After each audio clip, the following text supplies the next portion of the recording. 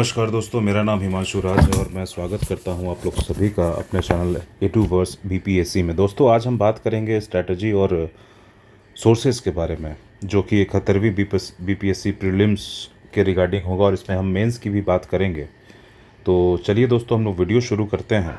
सबसे पहले दोस्तों हम बात करेंगे स्ट्रैटेजी की, कि हमारी स्ट्रैटेजी 71वीं जो बीपीएससी है उसके लिए क्या रहेगी।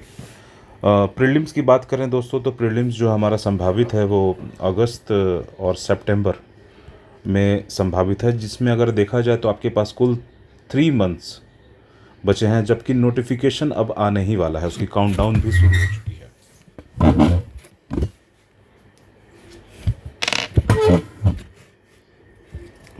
दोस्तों, अगर प्रीलिम्स की बात करें तो प्रीलिम्स में आपको सबसे पहले फोकस ऑन एलिफेंट्स। इसका मतलब ये है कि जो बड़े सब्जेक्ट हैं, अंकदायी सब्जेक्ट हैं, उस पे आपको कंसंट्रेट करना है। अब सवाल ये आता है कि कौन कौन से सब्जेक्ट हैं जो कि एलिफेंट की श्रेणी में यानी कि वीवीआई की श्रेणी में है। सबसे पहला हिस्ट्री। हिस्ट्री जो है आपका बहुत ही, यहाँ से तकरीबन 40 क्वेश्चन पूछे गए हैं दोस्तों। अगर ऑन एन एवरेज लेके भी चलें तो मॉडर्न हिस्ट्री से ही सिर्फ आपके 25 क्वेश्चन रहते हैं, तो आपको इस पे बहुत ही अच्छी पकड़ बनानी होगी। दूसरी अगर सब्जेक्ट की बात करें तो दोस्तों साइंस। साइंस में जैसा कि हम जानते हैं बायो, फिज़िक्स और केमिस्ट्री, ये 3 का वेटेज होता है, जिसमें बायो का सबसे ज़्यादा होता है, तो बायो को आपको बहुत अच्छे से पढ़ना है। फिर थर्ड नंबर पे बात करते हैं दोस्तों बिहार का। बिहार से तकरीबन यहाँ से क्वेश्चन जो साइंस से पूछे जाते हैं दोस्तों, वो लगभग 30 के अराउंड पूछे जाते हैं, और बिहार से भी क्वेश्चन लगभग 30 के होते हैं, 30 टोटल 30 के, जिसमें करंट अफेयर इंक्लूड होता है, जिसमें बिहार की हिस्ट्री, मॉडर्न हिस्ट्री, यहाँ की पॉलिटी, करेंट अफेयर्स, ज्योग्राफी, ऐसे तमाम सारे यहाँ पे सब डिविजन्स हो जाते हैं। फिर हम बात करते हैं करेंट अफेयर्स की। करेंट अफेयर्स में आपको दोस्तों देखने को मिलेगा हर वर्ष 30 क्वेश्चंस के लगभग रहता है। तो इन 4 पे आप मुख्य रूप से फोकस रहेंगे। आगे हम बात करते हैं दोस्तों कि ऐसा होगा कैसे। ऐसा होगा प्रैक्टिस एमसीक्यू से।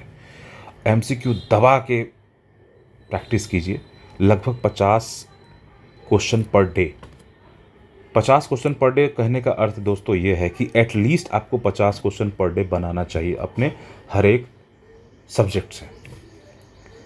एक दिन में 50 क्वेश्चंस, अगर संभव हो सके तो 100 और या फिर 150 क्वेश्चन अगर आप प्रैक्टिस करते हैं तो बहुत ही अच्छा रहेगा, और आपकी सफलता सुनिश्चित करने में ये बहुत ही मददगार साबित हो सकता है। दूसरा, do the rest subject simultaneously. Simultaneously कहने का मतलब है कि आपको अदर सब्जेक्ट को छोड़ना नहीं है, जैसे polity, geography, math and reasoning, और जो मिसलेनियस श्रेणी के क्वेश्चंस होते हैं वो इकोनॉमिक्स भी यहाँ पे दोस्तों आप ऐड कर लेंगे। इनको भी छोड़ना नहीं, इनको भी साथ साथ लेके, लेकिन कहने का मतलब ये है कि आपका ध्यान मुख्य रूप से एलिफेंट्स पे होना चाहिए, यानी कि वीवीआई सब्जेक्ट्स पे होना चाहिए। कुल यहीं से आपको 100 से 110 क्वेश्चन सिर्फ यहीं से देखने को मिल जाता है। सिर्फ अगर आप इतना ही करके जाते हैं, और दोस्तों कट ऑफ लगभग 90 से 100 के बीच में हर बार रहा है नए पैटर्न के आधार पे। दोस्तों अब हम बात करेंगे सोर्सेज की। सोर्सेज की बात करें दोस्तों तो सोर्सेज जो हमारे रहेंगे मॉडर्न हिस्ट्री में, चूँकि मॉडर्न हिस्ट्री का वेटेज बहुत ज़्यादा है, यहाँ से लगभग 25 क्वेश्चंस पूछे जाते हैं, तो आप इसे हल्के में नहीं ले सकते हैं, आपको स्पेक्ट्रम पढ़ना ही होगा दोस्तों। और मेरा विश्वास मानिए, ये बहुत ही बेहतरीन बुक है मॉडर्न हिस्ट्री की, और आप अगर नोट्स फॉर्म में ही है, अगर आप इसको एक बार गो थ्रू होते हैं तो आपको इंटरेस्ट आने लगेगा। प्लस अगर इसके एमसीक्यू प्रैक्टिस की बात करें तो आप घटना चक्र से इसकी प्रैक्टिस कर सकते हैं। घटना चक्र बेहतरीन बुक मानी जाती है मॉडर्न हिस्ट्री के रिगार्डिंग, पूरे हिस्ट्री के रिगार्डिंग। फिर हम बात करते हैं साइंस की। तो साइंस के लिए सोर्स जो है आपका लूसेंट, क्राउन, एनसीईआरटी समरी, क्योंकि दोस्तों आपके पास समय नहीं है बहुत ज़्यादा, तो आप इसी पे स्टिक रहेंगे। और इसके एमसीक्यू भी आप घटना चक्र से लगा सकते हैं। फिर बिहार की बात करें तो बिहार में इम्तियाज़ अहमद और मनीष रंजन, दो बुक ऐसी हैं जो बहुत ही प्रॉमिसिंग है बिहार की तैयारी के लिए। इम्तियाज़ अहमद को सर्वकालिक मान्यता प्राप्त है।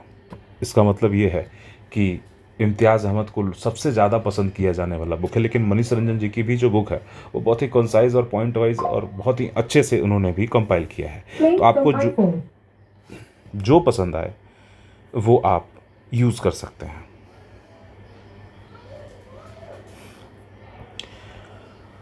करेंट अफेयर्स दोस्तों, करेंट अफेयर मंथली, डेली और वन लाइनर। करेंट अफेयर के लिए आप मंथली कोई भी एक मैगज़ीन ले सकते हैं जो कि ज़रूरी है। इसमें आप पीडी, दृष्टि, क्रॉनिकल और कोई भी एक मंथली आप कोई भी विज़न आईएएस बुक ले सकते हैं, मैगज़ीन, जो कि आपको फॉलो करना ही चाहिए मंथली के लिए। डेली के लिए आप कोई यूट्यूब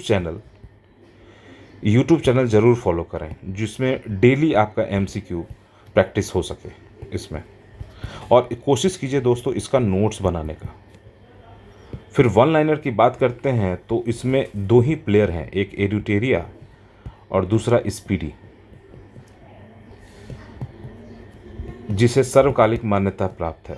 तो आप दोनों में से किसी या फिर दोनों को लेकर चल सकते हैं, ये दोनों ही बहुत। लेकिन ऑथेंटिसिटी की बात हो तो ये सोर्स भी देते हैं कि हमने पीआईबी से लिया है या फिर द हिंदू से लिया है। तो एडिटोरिया का ये खासियत है। लेकिन स्पीडी भी समान रूप से बहुत ही उपयोगी है और ये काफ़ी लंबे समय से प्रतियोगी परीक्षा की तैयारी करने वाले लोगों के बीच में बहुत ही प्रचलित रहा है। सुनील कुमार जी का कंपाइलेशन ये बहुत ही अच्छा है। एडिटोरिया तो खैर सब कोई जान रहा है। तो ये है दोस्तों। अब बात करते हैं दोस्तों कि हम लोग इस चैनल पे क्या करेंगे, what we will do on this channel. सबसे पहला हम लोग प्रैक्टिस करेंगे। प्रैक्टिस मीन्स कि हम एक सब्जेक्ट शुरू करेंगे जो भी इम्पोर्टेंट, मोस्टली एलिफेंट सब्जेक्ट में से ही कोई शुरू होगा और उसमें से हम एमसीक्यू के माध्यम से ही सिलेबस कवर करने की कोशिश करेंगे।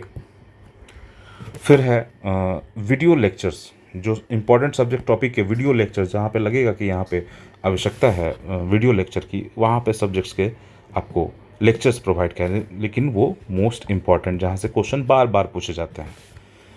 वीकली मेंस डोज, ये दोस्तों मेंस आंसर राइटिंग को आपके फाउंडेशन को बिल्डअप करने के लिए तैयार किया गया है। इसमें हम लोग वीकली जो भी मेंस से रिलेटेड टॉपिक रहेंगे उसमें हम एक बार इसकी चर्चा करेंगे। एक बार एक प्रॉपर हम क्वेश्चन और आंसर के फॉर्मेट में ही इसको देखेंगे। और इम्पॉर्टेंट आर्टिकल एनालिसिस, अगर कोई उस वीक में वीकली अगर कोई इम्पोर्टेंट आर्टिकल आता है जो सबसे बेस्ट आर्टिकल है, जो आपके एग्ज़ाम के पॉइंट ऑफ व्यू से सबसे बेस्ट रहेगा, उसको हम लोग उठाएंगे और उसको हम लोग थॉरोली पूरा कंप्लीट करने की कोशिश करेंगे ताकि आर्टिकल भी आपको समझ में आ सके। बिगिनर लेवल आंसर राइटिंग, दोस्तों आंसर राइटिंग एक कला है। आंसर राइटिंग के लिए आपको जो इंट्रो और फिर मेन बॉडी और फिर कंक्लूज़न, इस पे जो काम करने की आवश्यकता है।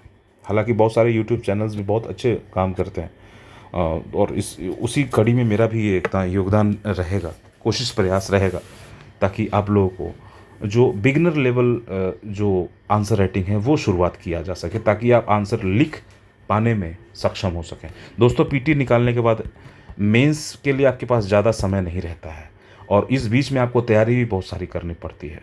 लगभग आप मेरा विश्वास मानिए कि लगभग 60% लोग पीटी निकालने के बाद मेंस की तैयारी करते हैं, जो कि एक गलत स्ट्रैटेजी है। इसलिए हम लोग शुरू से ही लेकर मेंस को थोड़ा थोड़ा करते रहेंगे। बाद में आगे इस रिगार्डिंग हम लोग चर्चा भी करते रहेंगे मेंस के रिगार्डिंग। और दोस्तों जो भी इम्पोर्टेंट लगेगा बीच बीच में मैं आपके बीच में आकर उसको बताता रहूँगा। धन्यवाद दोस्तों। अगर आपको हमारा वीडियो अच्छा लग रहा है तो आप इसे लाइक शेयर सब्सक्राइब करना ना भूलें। चलिए दोस्तों, ठीक है, हम लोग मिलते हैं अगले वीडियो में।